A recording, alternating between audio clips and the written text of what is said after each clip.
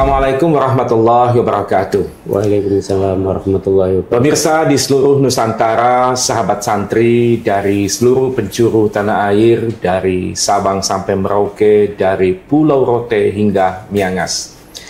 Di sesi ini, saya pemandu acara Said with Basnang Said ini akan bersama-sama dengan sahabat saya yang tidak familiar lagi, yang tidak asing lagi bagi dunia Madrasah Diniyah Ta'miliyah dan Pendidikan Al-Quran. Kita akan berbincang-bincang dengan beliau.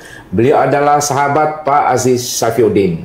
Terima kasih. Gimana kabar? Alhamdulillah Aziz? Sehat Pak Direktur Pesantren. Alhamdulillah. Terima kasih atas kedatangannya. Para pemirsa, kita akan berbincang dengan beliau seperti apa kira-kira kelembagaan, kurikulum, kesantrian, sarana prasarana, dan apapun yang berkaitan dengan Madrasah Diniyah Ta'miliyah dan Pendidikan Al-Quran. Penting untuk sampaikan kepada para pemirsa bahwa Madrasah Diniyah Ta'miliyah adalah salah satu entitas pendidikan keagamaan Islam non-formal yang dimiliki oleh negeri kita, dan juga pendidikan Al-Quran yang dalam hal ini berada di bawah Direktorat Pesantren. Namun izin Pak Kasubdit, saya menyapanya beliau.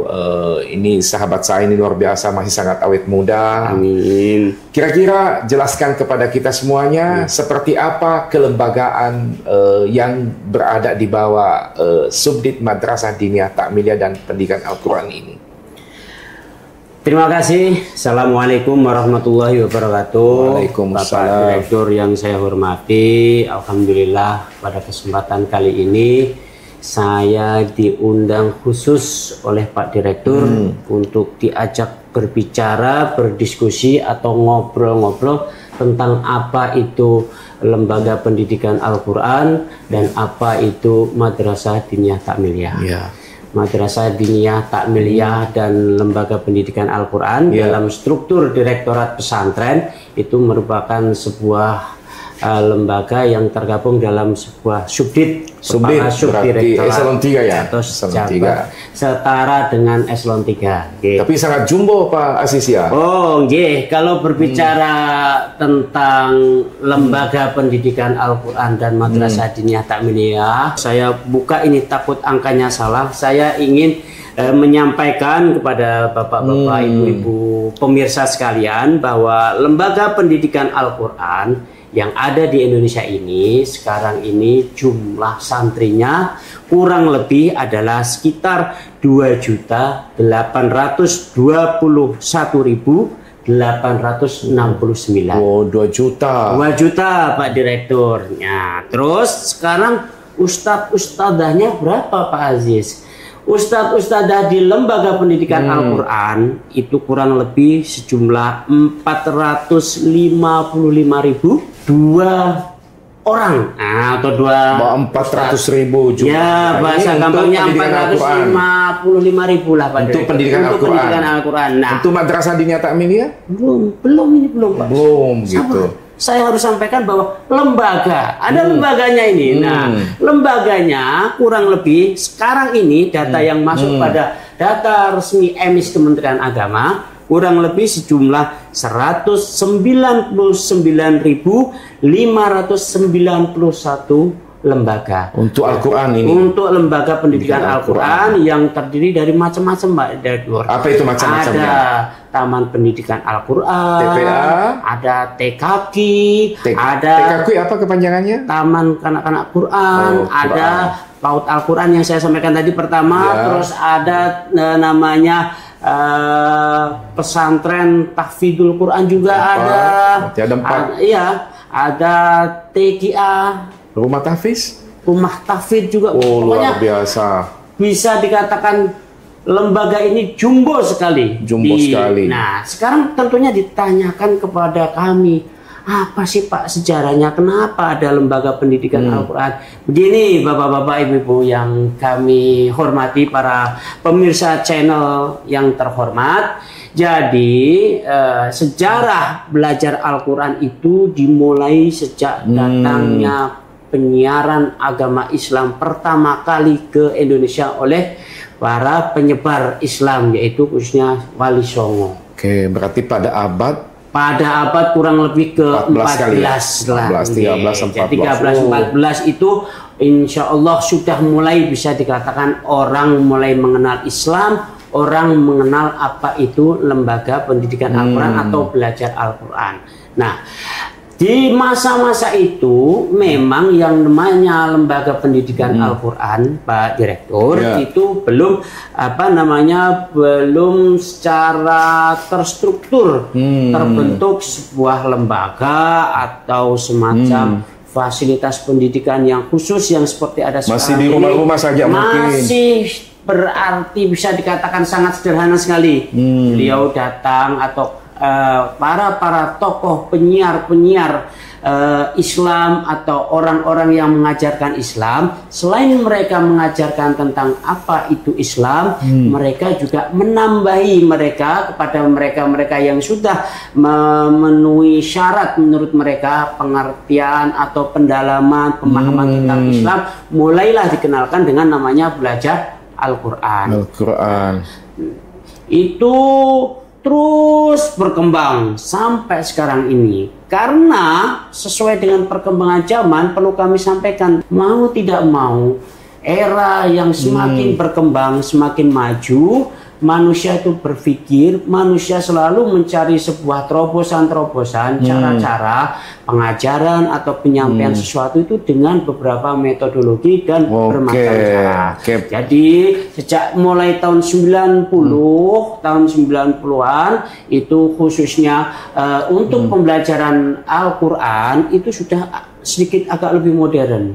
Mereka sudah membuat semacam metodologi pembelajaran yang diyakini menurut mereka kalau mereka menggunakan metode pembelajaran itu insya Allah diyakini belajar pemahaman atau pembacaan pengucapan Al-Quran akan lebih cepat. Pak Sis. Jadi sekarang kita masih fokus ke soal Al-Quran karena memang ini sangat jumbo Pak Sis ya. Betul Pak. Kurang lebih 200.000? 200.000 kurang sedikit. 200.000 lebih jumlahnya lembaga dari Sabang sampai Merauke. 455.000. Oke, nah sekarang kira-kira di dalam anak-anak mempelajari Al-Quran ini itu metodologi apa yang diterapkan oleh para guru? Jadi berbicara tentang metodologi itu banyak sekali yang kurang lebih jumlahnya hampir ratusan, hampir sekitar 200 metodologi yang digunakan. Antara lain Iqra dan juga dulu masa kecil kita kan Iqra ya. Iya. Tapi kalau masa kecil saya di kampung bukan Iqra tapi Baghdadiyah.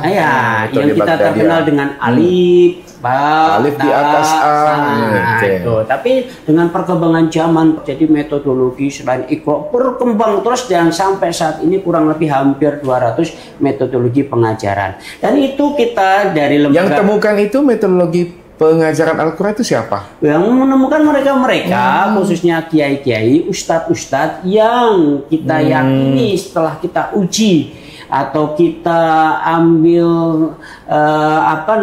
sampel untuk diteliti lebih lanjut, mereka itu memang benar-benar ustadz-ustadz atau para pengajar yang mereka itu berkompeten sejak sekian puluh tahun yang lalu. Beliau itu memfokuskan dirinya untuk mendalami atau mengajarkan ilmu Al-Quran kepada murid-murid atau kepada para santri.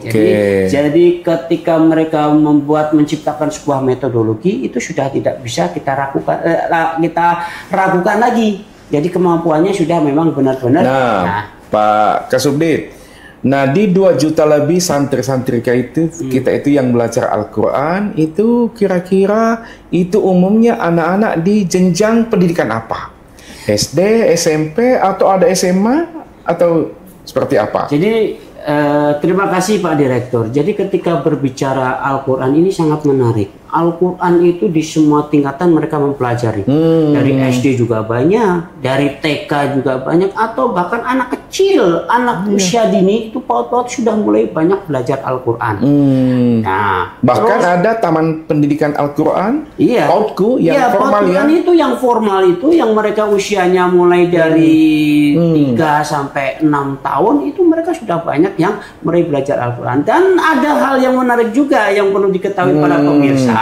ada juga saudara-saudara kita, teman-teman kita, anak-anak kita yang di tingkat SMP atau SMA atau bahkan perguruan tinggi atau tingkat dewasa, mereka itu juga mau atau masih aja punya giroh atau baru mungkin belajar Al-Quran kan? Baru mulai belajar Al-Quran juga ada.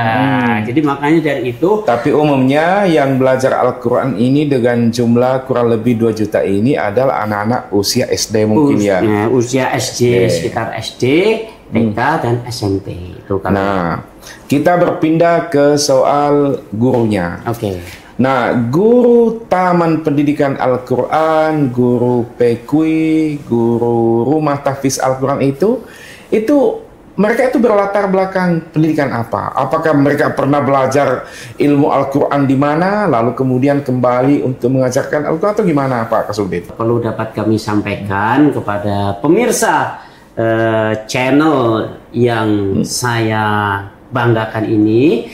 Jadi ketika berbicara untuk kemampuan ustadz-ustadzah yang mengajar di lembaga pendidikan Al-Quran, hampir bisa dikatakan hampir 90% lebih atau mendekati hampir 100%, mereka rata-rata menguasai ilmu Al-Quran. Secara kekhususan mempelajari ilmu Al-Quran. Mereka ada yang memang sudah benar-benar hafid atau ada yang sudah hafal 30 juz, ada yang 25 juz, ada yang 20 juz, atau ada yang 10 juz, atau mereka tidak hafal tetapi mereka bisa mengajarkan Al-Quran sesuai dengan kaidah-kaidah yang diperlukan dalam pembelajaran Al-Quran. Jadi kalau untuk ilmu Al-Quran, insya Allah mereka sudah belajar, mereka itu sudah belajar mendalami ilmu Al-Quran dari guru-guru Al-Quran yang mereka ambil untuk mendalami ilmu tersebut. Tetapi ada komanya Pak Direktur. Ketika berbicara ustadz-ustadzah lembaga pendidikan Al-Quran itu yang ada di Indonesia, apakah mereka itu sudah terstandarisasi pendidikannya di pendidikan perguruan tinggi? Mohon maaf harus kami sampaikan Pak Direktur, kalau untuk pendidikan resmi di ustadz-ustadzah pengajar lembaga pendidikan Al-Quran itu rata-rata hampir bisa dikatakan persentasenya masih kecil, masih di bawah 10% mereka itu yang di bawah 10%. Masih di bawah. Nah, sekarang kira-kira apa yang dilakukan supaya kemudian para guru-guru ustadz-ustazah itu bisa terstandarisasi? Terima kasih. Seperti apa? Terima kasih Pak Direktur. Kami dari Subdit Pendidikan Diniyah Takmiliyah dan Pendidikan Al-Quran berupaya keras bagaimana menciptakan ustadz-ustadzah di lembaga pendidikan Al-Quran dan madrasah Diniyah Takmiliyah. Kedepannya mereka mempunyai standar pendidikan di minimal di sarjana S1 sesuai dengan kependidikannya atau sesuai dengan aktivitas yang mereka geluti setiap hari. Misalkan contoh untuk di lembaga pendidikan Al-Quran, kami mempunyai mimpi Pak Direktur untuk membekali ustadz-ustadzah di lembaga pendidikan Al-Quran itu idealnya, indahnya mereka itu mendapatkan tambahan ilmu S1, bidang S1 atau kalau memungkinkan S2 atau S3 lebih khusus lebih ke ilmu-ilmu Al-Quran. Apa sudah ada langkah-langkah itu kita lakukan? Insya Allah Pak Direktur, kami sudah memulai melakukan komunikasi dengan beberapa perguruan tinggi dan insya Allah akan kita hitung kembali, akan kita minta kesiapan mereka, apakah mereka mau memberikan kesempatan. Tapi sudah ada komunikasi kan? Sudah ada komunikasi sudah. Tapi mohon maaf kalau untuk tahun ini kita sedang sama-sama mengecangkan ikat pinggang untuk beberapa program yang lebih serius. Jadi bukan berarti tidak penting-penting. Kita akan perlu programkan terus ke depannya. Tapi untuk saat ini kami masih berbicara menghitung sesuai kemampuan yang ada di dalam pemerintah ini dalam memberikan anggaran untuk pendidikan ustadzah itu untuk belajar ilmu-ilmu Al-Quran di perguruan tinggi, atau kita bermitra untuk mengirimkan ustadz-ustadzah kita ke perguruan tinggi keagamaan Islam yang kita punya, untuk mereka bisa diberikan layanan atau kesempatan mengajar, terutama untuk ilmu-ilmu pendidikan Al-Quran. Selanjutnya Pak Kasubdit, Pak Aziz, ini berkait dengan sarana prasarana. Ini kan ada 200.000 lebih lembaga pendidikan Al-Quran kita. Gimana dengan sarana prasarananya? Terima kasih Pak Direktur. Sarana prasarana itu juga menjadi konsen yang harus diperhatikan. Ada nggak bantuan tahun ini?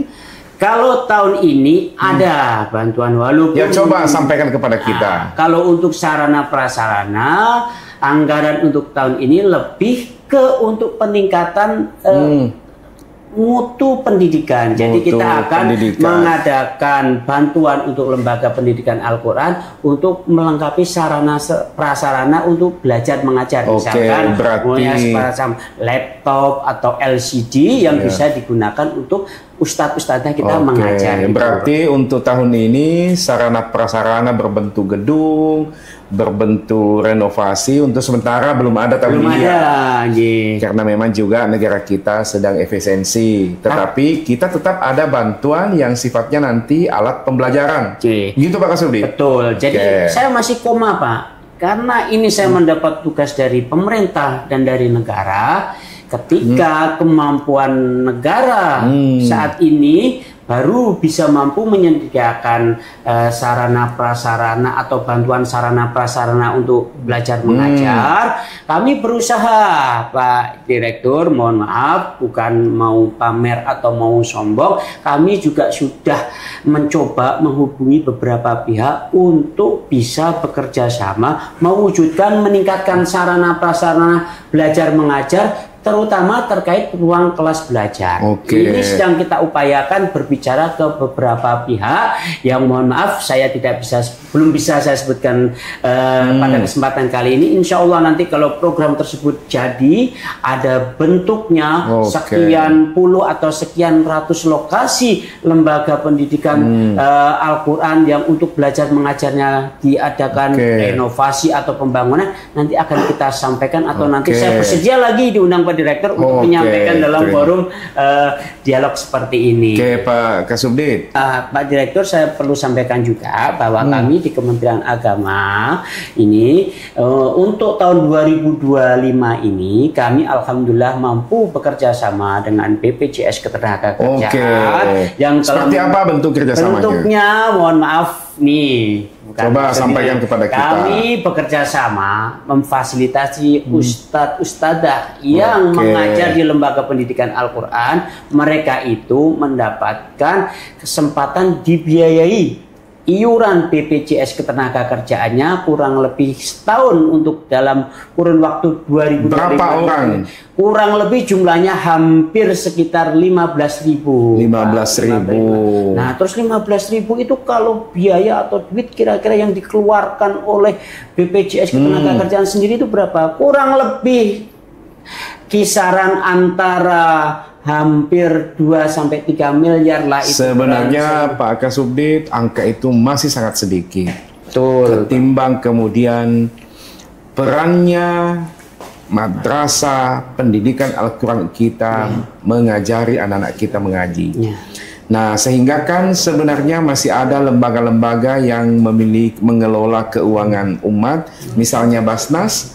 Itu apa ada kontribusi Badan Amil Zakat Nasional untuk ini? Apakah sudah ada perencanaan atau sudah pernah dilakukan atau gimana dengan kedepannya?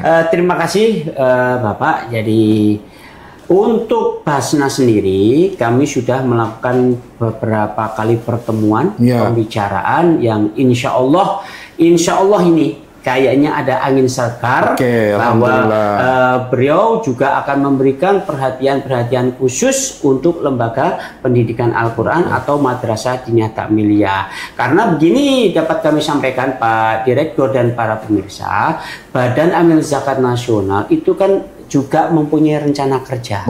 Jadi tidak semua yang kita ajukan terus otomatis tahun ini juga atau saat ini dipenuhi karena mungkin belum masuk skala prioritas. Tapi insya Allah akan dianggarkan mungkin di tahun depan, misalkan di tahun 2026 seperti itu. Tapi pembicaraan, komunikasi intensif atas arahan, bimbingan dari pimpinan di Kementerian Agama ini kami lakukan dan kami jalankan, dan insya Allah kedepannya kalau insya Allah kita berkesempatan berdialog lagi ini akan kami sampaikan banyak Pak Direktur hasil-hasil komunikasi, hasil pembicaraan.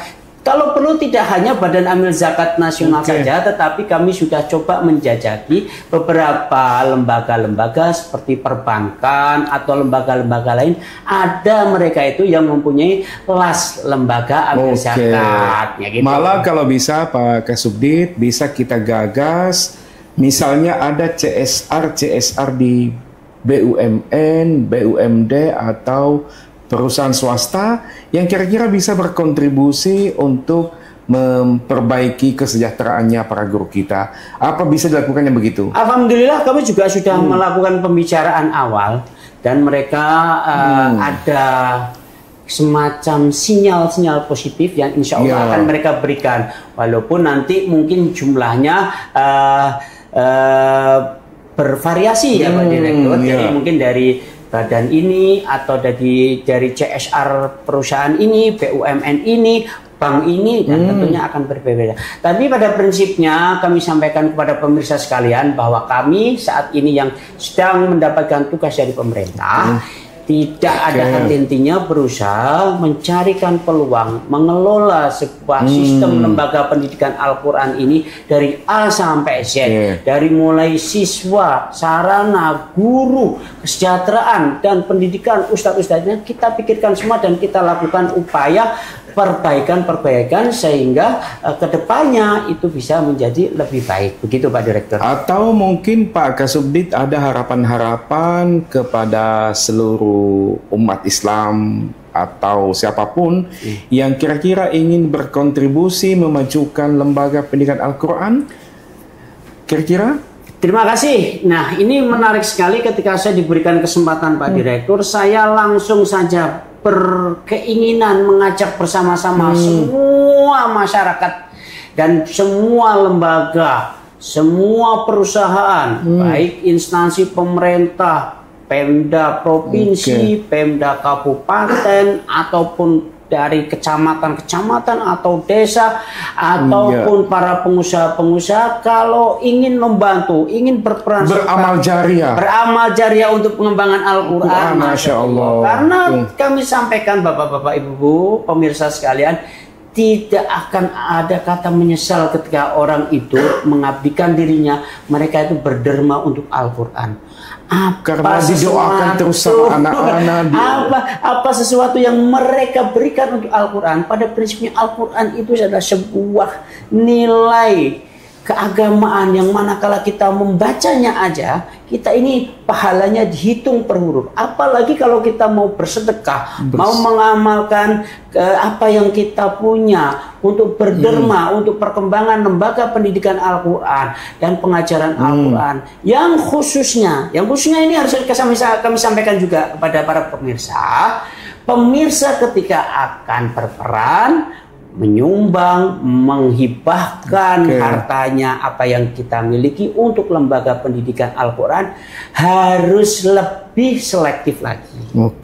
Karena ada juga mereka, ya mohon maaf, ini harus kami katakan juga, mereka yang mengajarkan Al-Quran ini kadang pemikiran ideologinya terhadap bagaimana kita berbangsa, bernegara, taat kepada pimpinan, taat kepada negara, hormat segala aturan yang dibuat negara, itu kadangkala ada yang mereka beberapa juga melupakan. Nah, saya berarti masyarakat harus selektif begitu, selektif, Pak Direktur. Jangan hanya sembar, tapi harus melihat bahwa apakah lembaga pendidikan Al-Quran ini mengajarkan toleransi kepada siapapun, menghargai kebangsaan, menghargai Indonesia. Karena sekali. Memang ada Pak. Jadi kadang mohon maaf kami sampaikan kepada pemirsa, ada lembaga-lembaga pendidikan Al-Quran yang masih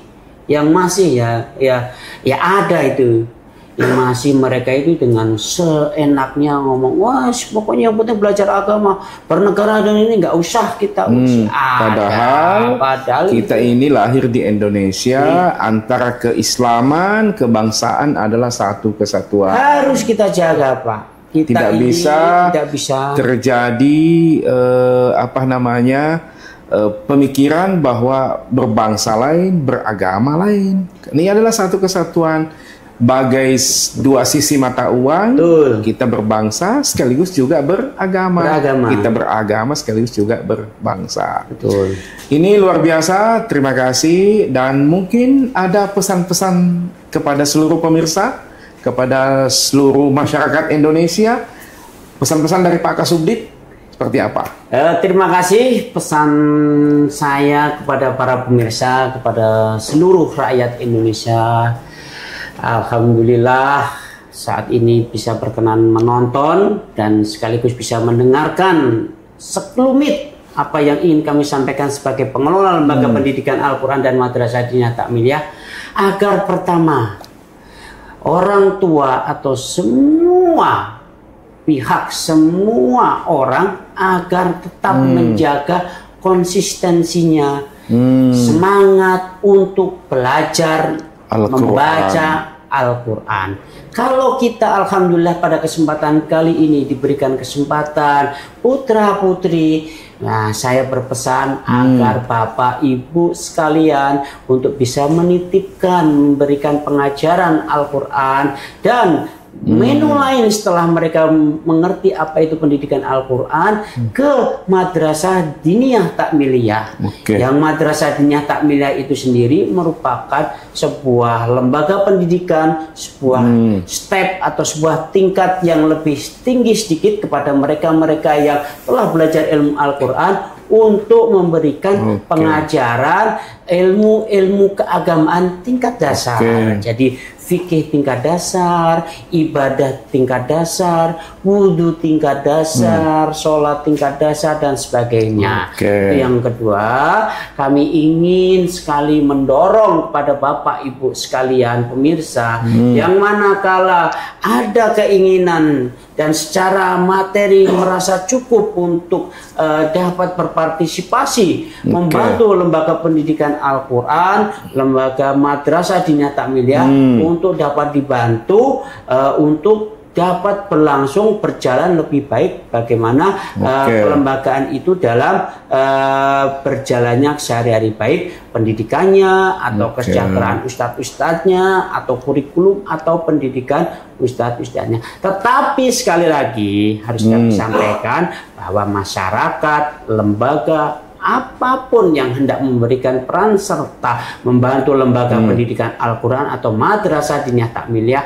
harus tetap berpegang kepada memiliki ideologi kenegaraan, kebangsaan yang bagus terhadap lembaga-lembaga itu, sehingga lembaga-lembaga itu bisa untuk diberikan bantuan. Jangan kita memberikan bantuan kepada lembaga-lembaga yang sedikit atau bahkan tidak ada rasa menghormatinya mereka kepada pimpinan, tidak menghormati kepada negara, tidak menghormati bangsa, atau dapat menciptakan kondisi aman tentram itu, mereka itu tidak pernah berpikir seperti itu. Mereka hanya berpikir bahwa ngaji, belajar ilmu agama itu dapat mengesampingkan ilmu-ilmu yang lain yang seperti yang saya sampaikan tadi. Itu padahal tidak. Jadi ilmu mereka yang belajar ilmu agama itu, pengetahuan agama Al-Quran, jaga pengetahuan di Madrasah Diniyah Takmiliyah, itu wajib hukumnya mereka itu juga memiliki rasa kecintaan kepada tanah air, bangsa, dan negara. Baik, terima kasih. Terima kasih Pak Direktur. Kami ucapkan ke Pak Kasubdit Madrasah Diniyah Takmiliyah dan Pendidikan Al-Quran. Demikian bincang-bincang kita. Saya pemandu acara Said with Basnang Said. Kali ini bersama dengan Pak Aziz Safiuddin, Kasubdit Madrasah Diniyah Takmiliyah dan Pendidikan Al-Quran, Direktorat Pesantren. Wallahu muwaffiq ila aqwamit thoriq. Assalamualaikum warahmatullahi wabarakatuh.